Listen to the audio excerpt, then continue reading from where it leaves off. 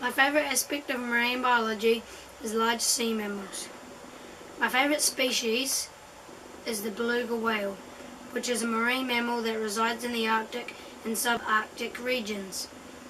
It is of the family Monodontidae, along with the narwhal. Its scientific name is Delphinopterus, that means white whale.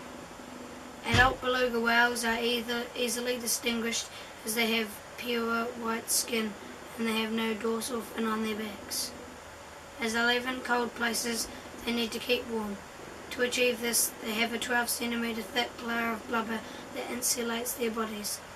They also have a tough dorsal ridge that acts like a knife, cutting through the icy waters. Belugas do not have baleen, unlike some whales.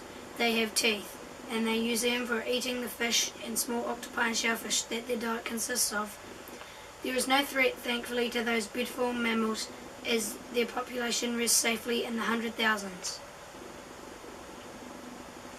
Another cool whale is the sperm whale. It's the biggest of the toothed whales and the largest toothed predator. It dives way below the surface of the water in the light sections of the sea.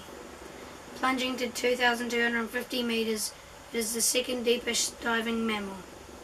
The clicking noises that a sperm whale makes are a form of echolocation and communicating. They can reach the level of 230 decibels underwater. This makes it the loudest sound produced by any animal.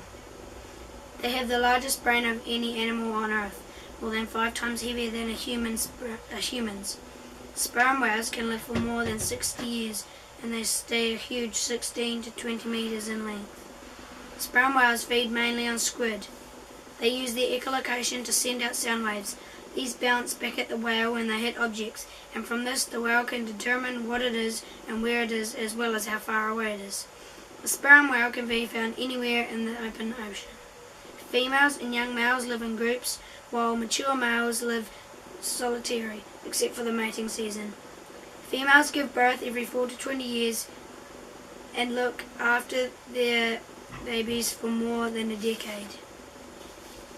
From the early 18th century to the late 20th, sperm whales were prime targets to whalers.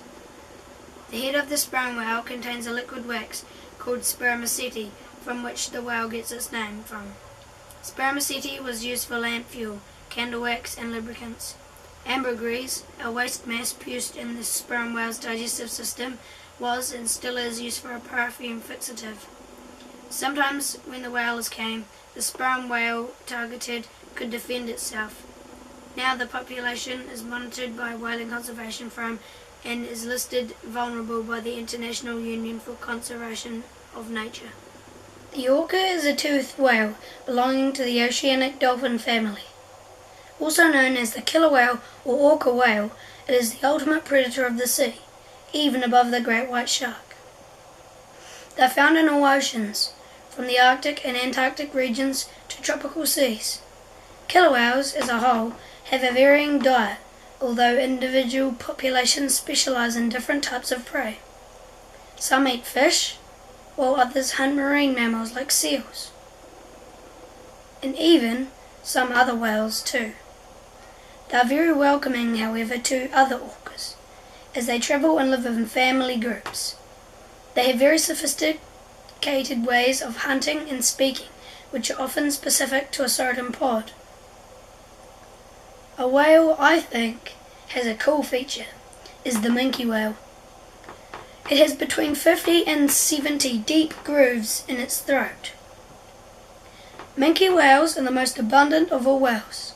They have a white band on each flipper and even have 2 blowholes.